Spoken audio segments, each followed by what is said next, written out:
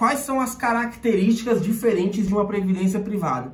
Primeiro, a tributação, a forma com que é cobrado o imposto de renda na previdência privada é diferente dos demais investimentos, sendo que ainda, apesar de ser diferente, você pode optar por dois tipos de tributação, uma que vai de 10% a 35% de imposto e a outra que vai de 0% a 27,5%. A base tributária também é diferente, 95% dos investimentos, a base tributária são os lucros.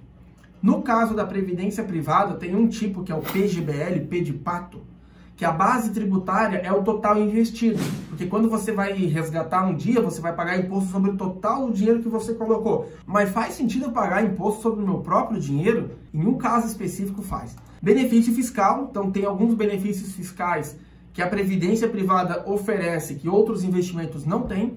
E também é um excelente produto para a sucessão patrimonial. O que é sucessão patrimonial, Ricardo? É quando você tem uma pessoa na família e essa pessoa está perto de bater as botas, ou ela tem muito patrimônio e ela quer começar a distribuir o seu patrimônio para os seus herdeiros legais, certo?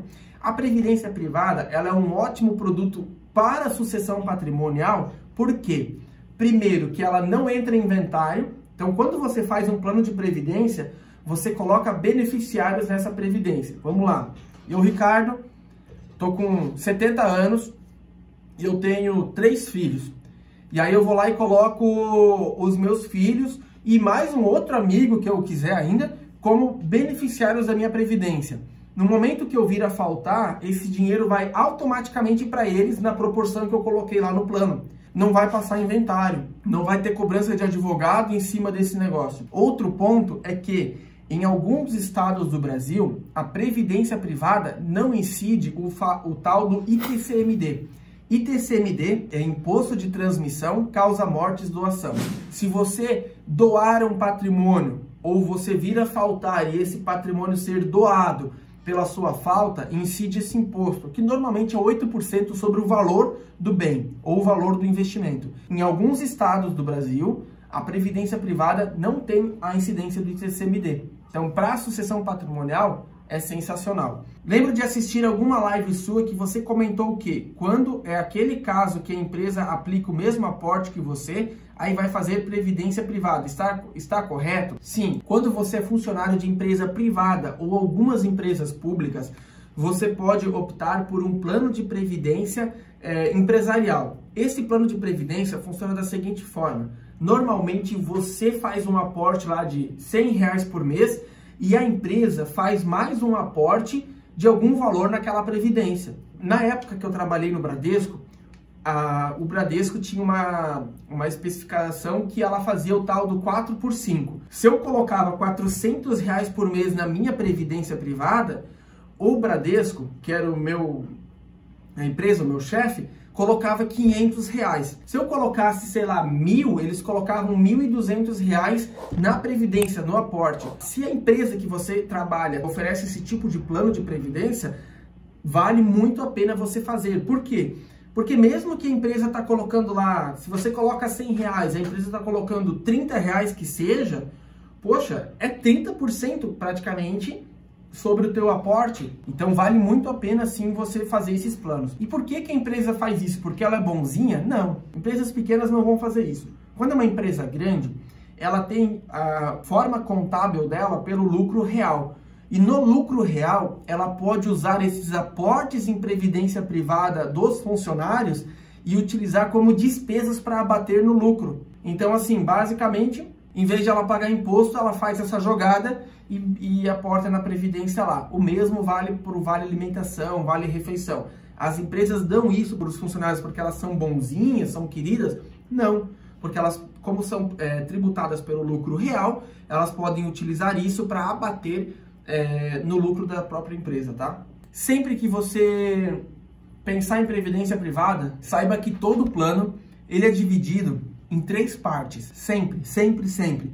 Isso vale para você avaliar a contratação de um plano e isso também vale para você avaliar a troca de um plano de previdência privada. Sempre vai ter 3 coisas para você avaliar. Avalia 1, 2 e 3, acabou. 1, 2 e 3, acabou. Qual que é a primeira parte?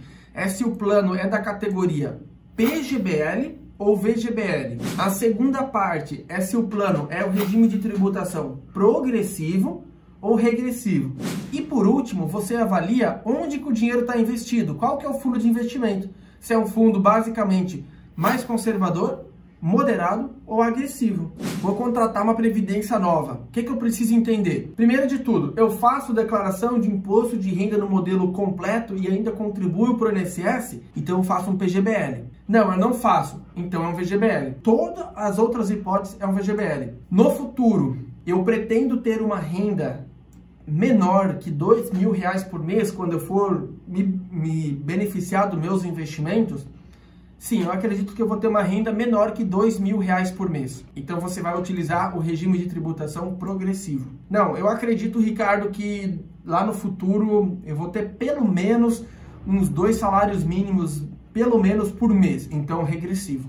Fundos. Eu sou conservador? Fundo de renda fixa. Eu sou moderado? Fundo multimercado. Eu sou agressivo? Um fundo de ações. Então, de novo, estou contratando, eu faço essas perguntas. Estou fazendo uma portabilidade, tem uma previdência, está virado numa tranqueira, não está rendendo nada. O que eu faço? Eu vou fazer 2 perguntas. Primeiro, ela está enquadrada no tipo dela, tá certo? Não, Ricardo, eu tenho um PGBL, mas eu não faço declaração de imposto de renda no modelo completo. Já fiz no passado, mas não faço mais e estou aportando no PGBL. Para de aportar. A segunda do ponto é o regime de tributação. E por último, né? Poxa, você é agressivo. Aí você vai ver o teu fundo lá no banco tá como conservador, renda fixa. Troca o fundo de previdência. Põe um fundo mais agressivo. E por último, a sugestão que eu dou aqui, eu falo isso bastante na aula, é que você sempre tenha um fundo de investimento da Previdência um pouco mais agressivo do que é o seu perfil. Se você é meio conservador, um pouco mais moderado, faz um fundo moderado. Se você é moderado, faz agressivo, porque no longo prazo o teu retorno vai ser melhor. E previdência privada não é para curto prazo. Um plano de previdência, quando contratado, é para no mínimo 6 anos, com uma única exceção. Se você for usar o plano para sucessão patrimonial, no caso de uma pessoa que ou está muito doente, ou talvez está já perto de ir para o céu. Aí você utiliza a previdência privada e não importa quanto tempo ele vai ficar, pensando na sucessão patrimonial.